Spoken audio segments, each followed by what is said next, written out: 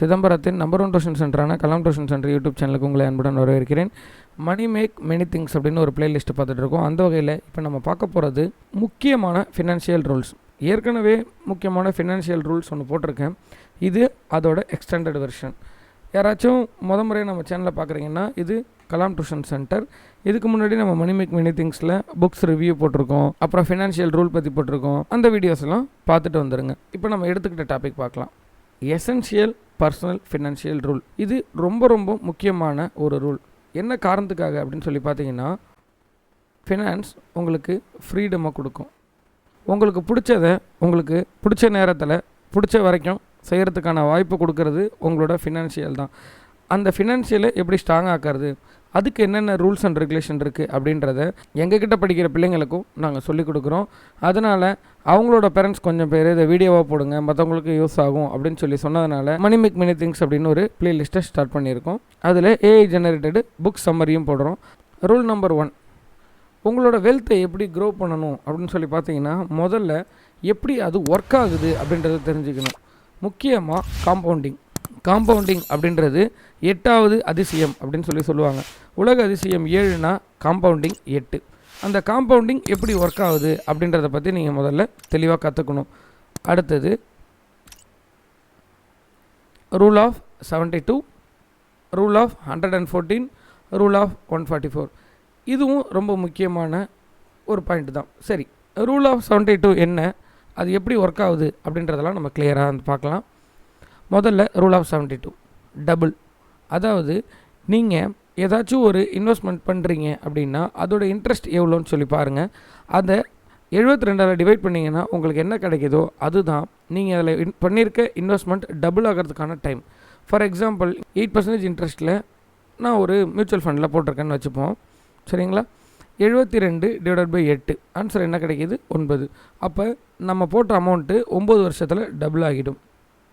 6% இன்ட்ரெஸ்ட்டில் போட்டோம்னா 12 வருஷம் ஆகிடும். என்னோடய சேவிங்ஸ் அக்கௌண்ட்லேயே வச்சுக்கிறேன் அப்படின்னா சேவிங்ஸ் அக்கௌண்ட்டில் உங்களுக்கு வெறும் 4% தான் தராங்க. சரியா? அப்போனா 72 டிவைடட் பை 4, 18. அதாவது நீங்கள் அக்கௌண்ட்டில் வச்சுருக்க 100 ரூபா 200 ரூபாயாக மாறுறதுக்கு கிட்டத்தட்ட 18 வருஷம் ஆகும். யோசிச்சு பாருங்கள், 18 வருஷம் அப்படின்றது எவ்வளோ பெரிய டைம் அப்படின்னு. அதனால தான் அக்கௌண்ட்டில் வெறுமனே காசை வச்சுருக்காம அதை எதுலையாச்சும் இன்வெஸ்ட் பண்ணி வைங்க அப்படின்னு சொல்லி எல்லா எக்ஸ்பர்ட்ஸும் சொல்கிறாங்க. அடுத்தது ரூல் ஆஃப் 114, அதாவது ட்ரிபிள். இப்போ 72 பார்த்தோம் இல்லையா, இது டபுள் ஆகிறதுக்கு. அதே மாதிரி 114ஆல் வகுத்தோம் அப்படின்னா எவ்வளோ வருஷத்தில் அது ட்ரிபிள் ஆகும்னு தெரிஞ்சுக்கலாம். ஃபார் எக்ஸாம்பிள் 12% இன்ட்ரெஸ்ட் வர மியூச்சுவல் ஃபண்டில் போடுறோம்னா 144 டிவைட் பை 12னா 9.5 இயர்ஸில் உங்களோட இன்வெஸ்ட்மெண்ட் ட்ரிபிள் ஆகிடும். அதாவது 100 பிகம்ஸ் 300. இதுவே நீங்கள் 6% இன்ட்ரெஸ்ட்டில் போடுறீங்க அப்படின்னா 19 வருஷம் ஆகும் அந்த 100 ரூபா 300 ரூபாயாக மாறுறதுக்கு.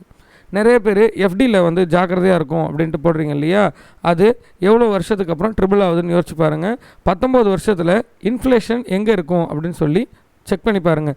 ஸோ இன்ஃப்ளேஷன்னா என்ன அப்படின்றத தெரிஞ்சுக்கணும்னா இதுக்கு முன்னாடி போட்டிருக்க வீடியோஸ் எடுத்து பாருங்கள். அடுத்தது 144 குவாட்ரபிள். சரிங்களா? அதாவது 4 மடங்கு ஆகுறதுக்கு 12% இன்ட்ரெஸ்ட்டில் போட்டிங்கன்னா 144 டிவைடட் பை 12 போட்டோம்னா 12 வருஷம் நமக்கு கிடைக்கும். அதாவது 12 வருஷத்தில் 4 மடங்கு ஆகிடும். 12% இன்ட்ரெஸ்ட்டில் இருந்தால் 6% இன்ட்ரெஸ்ட்டில் இருந்துச்சுன்னா 24 வருஷம் ஆகும். யோசிச்சு பாருங்கள், 24 வருஷத்தில் இன்ஃப்ளேஷன் இங்கேயே ஏறி இருக்கும். ஆனால் அப்போ தான் உங்களோட 100 ரூபா 400 ரூபாயாக மாறி இருக்கும். ஸோ இருக்கிறதுலையே ரொம்ப லேசியஸ்ட் மெத்தட், ரொம்ப சேஃபஸ்ட் மெத்தட் அப்படின்னா நம்ம சேவிங்ஸ் பேங்க்கில் வச்சுக்கிறது தான். ஆனால் அது கொடுக்கக்கூடிய இன்ட்ரெஸ்ட், அதாவது 4% இன்ஃப்ளேஷனே தாண்டாது. அப்படின்னு இருக்கும்போது நீங்கள் பேங்க்கில் காசு வைக்கிறது வேஸ்ட் அப்படின்னே நான் சொல்லுவேன். எமர்ஜென்சிக்கான ஃபண்ட் அதில் வைக்கலாமே தவிர எல்லா இன்வெஸ்ட்மெண்ட்டையும் நான் பேங்க்கில் தான் வச்சுருப்பேன் அப்படின்னு நினைக்கிறது ஒரு முட்டாள்தனமான விஷயம் அப்படின்னு சொல்லி ஃபினான்ஷியல் எக்ஸ்பர்ட்ஸும் சொல்கிறாங்க. அடுத்தது the rule of 70 inflation impact. ஒரு எடுத்துக்காட்டுக்கு, divide 70 by the current inflation rate, know how fast the value of your money will be reduced to half its present value. கிட்டத்தட்ட இன்றைக்கி 100 ரூபா இருக்கு இல்லையா, இது எப்போ பாதியாக மாறும் அப்படின்னு நாங்கள் தெரிஞ்சுக்கணும் அப்படின்னா என்ன பண்ணலான்னா, இன்றைக்கி இருக்கக்கூடிய இன்ஃப்ளேஷன் ரேட்டை 70ஆல் டிவைட் பண்ணணும். இன்றைக்கி ஆவரேஜாக பார்த்திங்கன்னா இந்தியாவில் 7% கிட்டத்தட்ட இன்ஃப்ளேஷன் ரேட் இருக்குது. அதாவது போன வருஷம் 100 ரூபா விற்ற ஒரு பொருள் 107 வரைக்கும் விற்கிது அப்படின்னு சொல்லி சொல்கிறாங்க. அதாவது 7% இன்ஃப்ளேஷன். இந்த 70/7 போட்டிங்கன்னா 10 வருஷத்தில் நீங்கள் அக்கௌண்ட்டில் வச்சுருக்க பணம், அதாவது 100 ரூபா அப்படின்றது 50 ரூபாயோட மதிப்புக்கு மாறிடும். நல்லா புரிஞ்சுக்கோங்க. ஒரு காலத்தில் 100 ரூபாயை வச்சு உங்களால் 100 வடை வாங்க முடியும் அப்படின்னு எடுத்துக்கிட்டால், அதே 100 ரூபாயை வச்சு உங்களால் 50 வடை தான் வாங்க முடியும் அப்படின்னா அந்த 100 ரூபாயோட மதிப்பு குறையிறதா அர்த்தம். இதுதான் இன்ஃப்ளேஷன். சரிங்களா? ஸோ இன்ஃப்ளேஷன் அப்படின்றது நம்ம சேவிங்ஸில் ஒரு பெரிய அடியாக நம்ம மேலே விழும் அப்படின்னு நம்ம புரிஞ்சுக்கணும். அப்போ இன்ஃப்ளேஷனை தாண்டக்கூடிய இன்வெஸ்ட்மெண்ட்ஸ் எது அப்படின்னு சொல்லி பார்த்து அதில் நீங்கள் இன்வெஸ்ட் பண்ணணும். எந்த நிலையிலையுமே உங்களோட இன்வெஸ்ட்மெண்ட் இன்ஃப்ளேஷனை தாண்டி தான் இருக்கணும். அப்படி இருந்தால் தான் நீங்கள் புத்திசாலித்தனமாக முதலீடு பண்ணியிருக்கீங்க அப்படின்னு சொல்லி அர்த்தம். அப்படி இல்லைன்னா நீங்கள் உங்களோட இன்வெஸ்ட்மெண்ட் பிளானை மாற்ற வேண்டிய நேரம். Strategic allocation and planning. சரி, இந்த இன்வெஸ்ட்மெண்ட்டை எப்படி நான் பிளான் பண்ணுறது? அசட்ஸாகவும் அப்புறம் இன்கம் வர மாதிரியும். அலோகேஷன், அதாவது asset allocation 100 minus your age, இந்த ரூலை யூஸ் பண்ணுங்கள். ஃபார் எக்ஸாம்பிள், இப்போ எனக்கு வயசு 33. 100 மைனஸ் 33 = 67. சரிங்களா? இப்போ நான் என்னோட 67% ஆஃப் த இன்வெஸ்ட்மெண்ட்டை ஈக்விட்டியில் மெயின்டைன் பண்ணணும் அப்படின்னு சொல்லி எக்ஸ்பர்ட் சொல்கிறாங்க. இங்கே பாருங்கள், ஏஜ் 30, ஈக்விட்டி 70%, டெப்ட் 30%. ஏன் அப்படின்னு சொல்லி பார்த்தீங்கன்னா, டெப்ட்டில் உங்களுக்கு ரிஸ்க்கு கம்மி, ஈக்விட்டியில் ரிஸ்க் அதிகம்.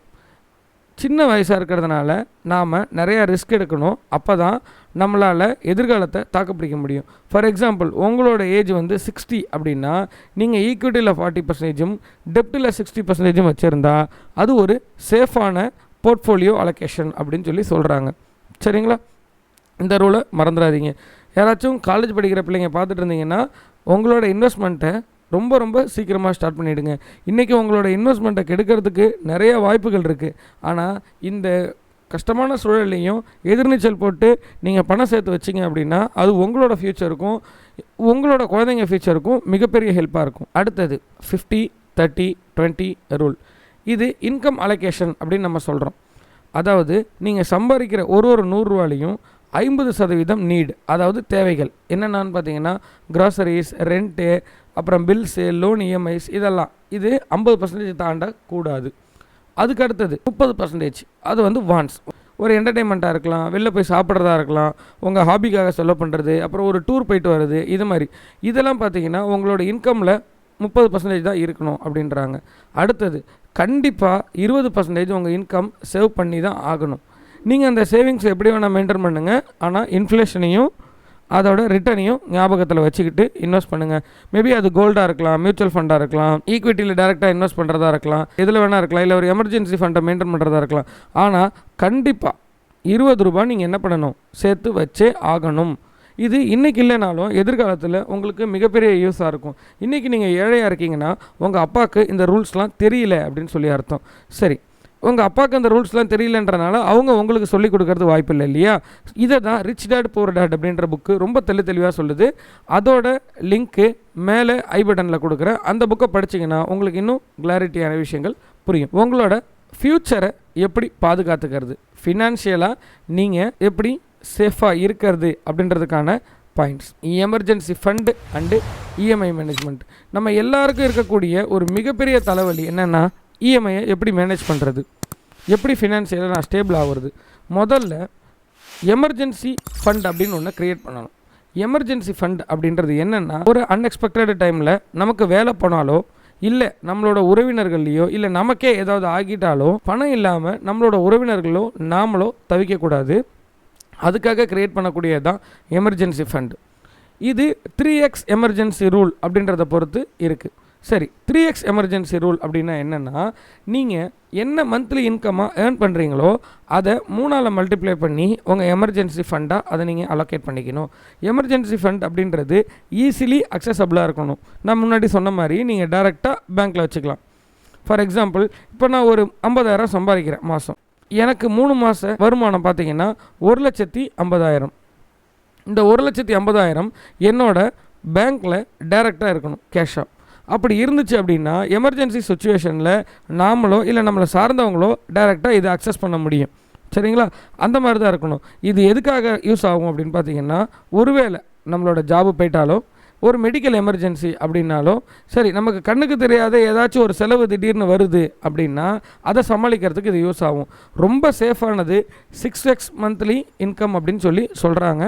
ஆனால் என்னை பொறுத்த வரைக்கும் 3x சமாளிக்கக்கூடிய அளவில் தான் இருக்கும். ஒரு 3 மாதத்தில் நம்மளால் எல்லாத்தையும் சரி பண்ண முடியும். அதுக்கு அடுத்தது இஎம்ஐ மேனேஜ்மெண்ட். நிறைய பேர் இதில் தான் தப்பு பண்ணிடுறோம். நம்ம வாங்க வேண்டிய எல்லாமே இஎம்ஐயில் கிடைக்கிது அப்படின்ற ஒரே ஒரு காரணத்துக்காக நம்மளோட இன்கமில் பெரும்பகுதி இஎம்ஐக்கே போயிடுது. அதை எப்படி சரி பண்ணுறது அப்படின்னா இந்த ரூலை யூஸ் பண்ணுங்கள். 40% of EMI rule. 40% EMI rule என்ன சொல்லுது அப்படின்னு சொல்லி பார்த்தீங்கன்னா, உங்களோட மாத வருமானத்தில் 40% மேலே இஎம்ஐயாக போக கூடாது அப்படின்னு சொல்லுது. அது என்ன 40% அப்படின்னு சொல்லி பார்த்தீங்கன்னா, ஒரு எடுத்துக்காட்டுக்கு நான் 50,000 சம்பாதிக்கிறேன் அப்படின்னா அதில் 20,000 வரைக்கும் தான் நான் இஎம்ஐயை கட்டணும். ஒருவேளை நான் 20,000க்கு மேலே ஏதோ ஒரு இஎம்ஐ கட்டுறேன் அப்படின்னா நான் ஃபினான்ஷியலாக அன்ஸ்டேபிளாக இருக்கேன் அப்படின்னு அர்த்தம். எப்போ வேணால் நான் கொலாப்ஸ் ஆகிறதுக்கு வாய்ப்புகள் இருக்குது. அது மட்டும் இல்லாமல் நமக்கு இன்வெஸ்ட்மெண்ட் பண்ணவும் தெரியல, கடனை மேனேஜ் பண்ண தெரியலன்னு அர்த்தம். அதனால் எப்போவுமே உங்களோட இஎம்ஐ 40%க்குள்ளே இருக்கிற மாதிரி கொண்டு வாங்க. என்ன கேட்டால் 20% மோர் தென் எனாஃப் அப்படின்னு சொல்லுவேன் சில கேசஸில். ஃபார் எக்ஸாம்பிள் நீங்கள் ஹவுசிங் லோன் வாங்கியிருக்கலாம், சரியா? அந்த மாதிரி டைமில் இதை நீங்கள் 40% வரைக்கும் எக்ஸ்டெண்ட் பண்ணிக்க முடியும். ஆனால் 40%க்கு மேலே எக்காரணம் கொண்டும் போகவே கூடாது. பேங்க்ஸுமே இந்த ரூலை யூஸ் பண்ணி தான் உங்களுக்கு கடன் கொடுக்குறாங்க. ஞாபகம் இருக்குங்களா உங்களுக்கு? 50 30 20 ரூல் சொன்னேன் இல்லையா? இந்த இடத்துல இந்த 20 ரூல் அது எத்தனையா மாறுது ஞாபகம் இருக்குங்க இல்லையா உங்களுக்கு? 50 30 20 ரூல். நீங்கள் இந்த 40% இஎம்ஐ கட்டிகிட்டு இருக்க வரைக்கும் இந்த 20 உங்களால் சேர்க்க முடியாது. இதில் இருக்கிற 5 இல்லை 10 இல்லை இதில் இருக்க 5 10 நீங்கள் குறைச்சிக்க வேண்டியிருக்கும். ஆனால் இன்றைக்கி இருக்கக்கூடிய காலகட்டம் இந்த 30% இருக்கு இல்லையா, வான்ஸ், அதை குறைச்சிக்க மாட்டுறாங்க. அதுக்கு பதிலாக நீட்ஸை குறைச்சிக்கிறாங்க. அதை மட்டும் நீங்கள் சரி பண்ணிக்கிட்டீங்கன்னா நீங்கள் ஃபினான்ஷியலி சீக்கிரம் ஃப்ரீடம் ஆகிடுவீங்க. அடுத்தது லைஃப் இன்சூரன்ஸ். ரொம்ப ரொம்ப முக்கியமானது. நான் என்னோடய இன்வெஸ்ட்மெண்ட் ஜேர்னியை ஆரம்பிக்கிறதுக்கு முன்னாடி கண்டிப்பாக என்னோடய லைஃப்பை நான் இன்ஷூர் பண்ணியிருக்கணும் அப்படின்னு சொல்லி ஆசைப்பட்டேன். சரி, லைஃப்பை இன்ஷூர் பண்ணுறதுனா என்ன அப்படின்னா 100% இது டேர்ம் பிளானாக இருக்கிற மாதிரியும் அடுத்தது மெடிக்கல் இன்சூரன்ஸ் ஒன்று இருக்கிற மாதிரியும் பார்த்துக்கோங்க. என்ன காரணத்துக்காக இது ரெண்டும் அப்படின்னா, ஒருவேளை ஏதாச்சும் ஒரு ரிஸ்க் எனக்கு அப்படின்னு சொல்லி பார்த்தீங்கன்னா என்னோடய குடும்பம் நான் பண்ண இன்வெஸ்ட்மெண்ட்டை எடுத்து தான் பயன்படுத்துவாங்க. அப்படி அவங்க பயன்படுத்துகிறச்ச அவங்களுக்கான ஃப்யூச்சர் இல்லாமல் போயிடும். இதுவே ஒரு டேர்ம் லைஃப் இன்சூரன்ஸ் இருந்துச்சு அப்படின்னா அவங்களால சாதாரணமான வாழ்க்கையை இல்லை அதுக்கு மேலே வாழ்க்கையை கூட என்னால் கொடுக்க முடியும். அதனால் டேர்ம் லைஃப் இன்சூரன்ஸ் ரொம்ப ரொம்ப முக்கியம். அடுத்தது மெடிக்கல் இன்சூரன்ஸ். மெடிக்கலாக ஒரு எமர்ஜென்சி அப்படின்னா நம்ம முதல்ல எங்கே கை வைப்போம் அப்படின்னு சொல்லி பார்த்தீங்கன்னா நம்மளோட இன்வெஸ்ட்மெண்ட்ஸில் தான். உடனே நம்மள்ட்ட இருக்க கோல்டை கொண்டு போய் அடகு வைக்கிறதோ இல்லை விற்கிறதோ இல்லை நம்ம அக்கௌண்ட்டில் இருக்க பணத்தை எடுத்து செலவு பண்ணுறதோ, ரொம்ப மெடிக்கலுக்கு எமர்ஜென்சியாக இருந்தால் நம்ம அதில் தான் கை வைப்போம். இந்த 2 பிரச்சனையும் நமக்கு இல்லைன்னா நம்மளோட சேவிங்ஸ் வளர்ந்துக்கிட்டே இருக்கும். அப்போனா இந்த 2 பிரச்சனையும் சமாளிக்கிறதுக்கு நமக்கு மெடிக்கல் இன்சூரன்ஸும் டேர்ம் இன்சூரன்ஸும் அவசியம் தேவை. இது நீங்கள் உங்களுக்கு பிடிச்ச எதில் வேணால் எடுத்துக்கலாம். நான் எதையும் சஜஸ்ட் பண்ணலை. உங்களுக்கு எது தேவைப்படுதோ அதை நீங்கள் எடுத்துக்கலாம். ஆனால் டேர்ம் இன்சூரன்ஸ் கண்டிப்பாக எடுத்துக்கோங்க அப்படின்றது என்னோட அட்வைஸ். மறக்காமல் மெடிக்கல் இன்சூரன்ஸும் எடுத்துக்கோங்க. போஸ்ட் ஆஃபீஸில் ஆரம்பித்து நிறைய ப்ரைவேட் கம்பெனியும் இருக்காங்க. நீங்கள் ஒர்க் பண்ணுற கம்பெனியில் உங்களுக்கு மெடிக்கல் இன்சூரன்ஸ் கொடுத்துருக்காங்க அப்படின்னு சொல்லி பார்த்தீங்கன்னா அதில் ஒரு சிக்கல் இருக்குது. நாளை பின்ன ஜாப் லாஸ் ஆகிடுச்சுன்னா உங்களால் அந்த மெடிக்கல் இன்சூரன்ஸை கிளைம் பண்ண முடியாது. இன்சூரன்ஸை பொறுத்த வரைக்கும் இன்னொரு பிரச்சனை இருக்குது எல்லாருக்கும். என்னென்னா, நம்ம கட்டின பணம் திரும்பி வராதே சார். சரியா, நல்லா கேட்டுக்கோங்க. இன்வெஸ்ட்மெண்ட் அப்படின்றது வேறு, லைஃப் இன்சூரன்ஸ் அப்படின்றது வேறு. இன்வெஸ்ட்மெண்ட்டில் தான் நீங்கள் ரிட்டர்ன் எதிர்பார்க்க முடியும். லைஃப் இன்சூரன்ஸை ரிட்டர்ன் எதிர்பார்க்க முடியாது, எதிர்பார்க்கக்கூடாது. ஃபார் எக்ஸாம்பிள், எனக்கு தெரிஞ்ச ஒரு ஆள் இருக்கார். அவர் ஒரு மாதத்துக்கு 2,000 ரூபாய்க்கு குடிப்பார் அப்படின்னு வச்சுக்கோங்க. அப்போ அவர் ஒரு வருஷத்துக்கு 24,000 ரூபாய்க்கு குடிக்கிறார், கரெக்டுங்களா? இந்த 24,000த்துக்கு அவர் எந்த ரிட்டர்னையும் எதிர்பார்க்கறது இல்லையே. அப்போ எந்த தப்புமே செய்யாத நாம் ஏன் இந்த 24,000த்துக்கு ரிட்டர்ன் எதிர்பார்க்குறோம்? இந்த 2,000 அப்படின்றது நம்ம ஏதோ ஒரு காரணத்துக்காக செலவு பண்ணுறோம் அப்படின்னு நினச்சிக்கோங்க. அது உங்களோட ஃபேமிலியையும் அவங்கள ரிஸ்க்லேருந்தும் காப்பாற்றுறதுக்கு ரொம்ப ஹெல்ப்ஃபுல்லாக இருக்கும். ஸோ இந்த வீடியோ உங்களுக்கு பிடிச்சிருந்ததுன்னா லைக் பண்ணுங்கள். கீழே உங்கள் தாட்ஸை கமெண்ட்டில் சொல்லுங்கள். மறக்காமல் உங்கள் ஃப்ரெண்டுக்கு ஷேர் பண்ணுங்கள். கலாம் டியூஷன் சென்டர் யூடியூப் சேனலுக்கு சப்ஸ்கிரைப் பண்ணி எங்களுக்கு சப்போர்ட் பண்ணுங்கள். தேங்க்யூ.